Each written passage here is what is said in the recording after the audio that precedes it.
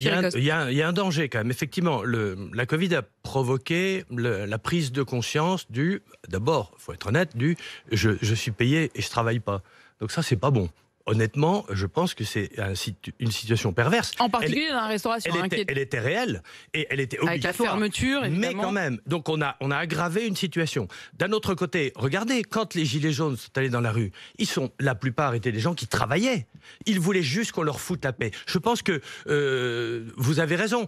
Les gens qui travaillent, ont envie qu'on les reconnaisse, qu'on les respecte. Alors pour ça, il faut pouvoir être dans le bon métier, il faut pouvoir changer de métier, il faut une souplesse. Mais on est dans un pays qui est un carcan. Moi, je dis toujours qu'on est le dernier pays communiste d'Europe, tellement on a des carcans dans tous les systèmes. Il faut qu'on aide les gens à l'apprentissage, il faut qu'on aide. On a le droit de changer de parcours, on a le droit de commencer par ne pas faire d'études pour en faire après. Oui. Et alors qu'aujourd'hui, on doit faire des études, on pousse les gens à faire des études et après ils s'emmerdent.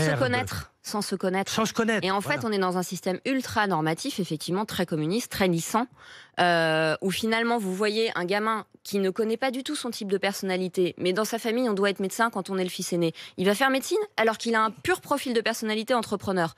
Donc, il va être en burn-out, ultra malheureux, il va faire une dépression et il va avoir ce problème de la place. Et aujourd'hui, ce qu'on voit, et c'est intéressant parce que ça commence à émerger dans les écoles, on fait venir des psychologues et des coachs pour aider en fait les jeunes à s'orienter en connaissant qui ils sont pour savoir où ils vont. En fait, parce que vous avez des types de personnalités qui sont faits pour et c'est peut-être ce qui s'est passé aussi pour tous ceux qui ont quitté parfois le monde de la restauration pendant quelques temps. Je voudrais quand même qu'on revienne à cette question de l'augmentation des salaires, du 13e mois, du week-end chômé.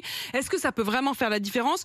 Vous restez évidemment avec nous, Marie-Estelle Dupont et Thierry Coste, mais je voudrais que Gilles puisse venir aussi parmi les fortes têtes. Bonjour Gilles.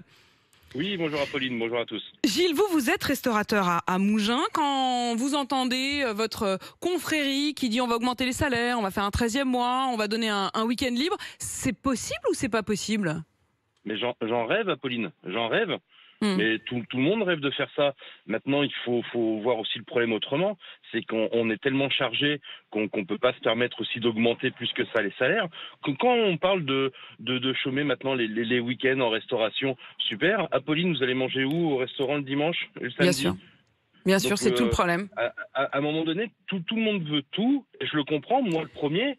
Mais on peut pas. Mais Gilles, par exemple, vous, est-ce que vous avez des gens qui sont partis pendant le Covid, qui ne sont pas revenus? Est-ce que vous réussissez à embaucher tout ce que vous voudriez?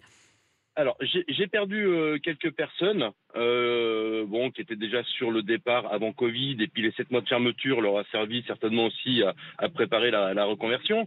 Maintenant, embaucher, ça devient très, très, très compliqué. Je suis sur énormément de plateformes de recrutement, avec des annonces que je renouvelle tous les 3-4 jours, avec des salaires qui sont au-dessus du SMIC. Donc là, pour un serveur, serveuse, on est sur une base de départ à 1 500 € net. Oui. Je pense que c'est pour 35 heures. Donc c'est pas mal. C'est un départ. Ensuite, pourquoi je dis un départ? Parce qu'en général, les gens, au bout de quelques semaines, quelques mois ou quelques jours, ils arrêtent. Parce qu'on s'est rendu compte aussi d'un autre phénomène, c'est que... Donc vous avez du mal à embaucher et en plus vous avez du mal à les garder. Bien sûr. Mais pourquoi? Parce qu'en fait, je me suis rendu compte que c'était juste pour recharger un petit peu les droits. Donc on recharge les droits et on se remet... Alors Gilles, justement, Thierry Coste,